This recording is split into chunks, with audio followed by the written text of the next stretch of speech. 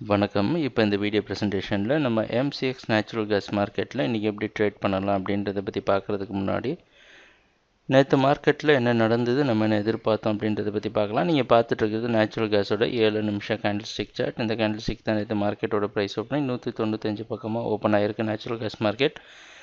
நம்ம என்ன எதிர்பார்த்தோம் அப்படின்னா நேச்சுரல் கேஸ் மார்க்கெட் தொடர்ந்து பையிங்க்கு சாதகமாக இருக்கும்னு எதிர்பார்த்தோம்.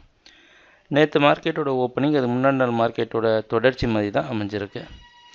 நம்ம எதிர்பார்த்த மாதிரி 196ல் கன்சால்டேட் ஆகிட்டே இருந்திருக்கு. அப்புறம் அதை உடச்சோன்னே அடுத்த டார்கெட்டான 199.5 அப்படின்ற இலக்கை தொட்டுட்டு மேலே போக முயற்சி செஞ்சு புதிய கிரியேட் பண்ணியிருக்கு.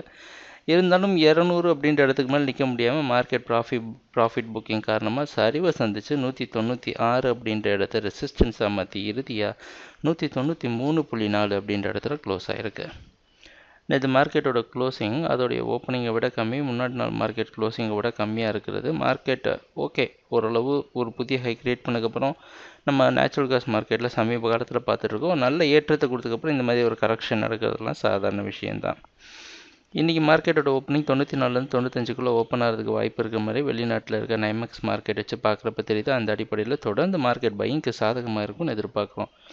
190 வரைக்கும் பை பண்ணி 189ல் ஸ்டாப் லாஸ் வச்சு ட்ரேட் பண்ணுங்கள்.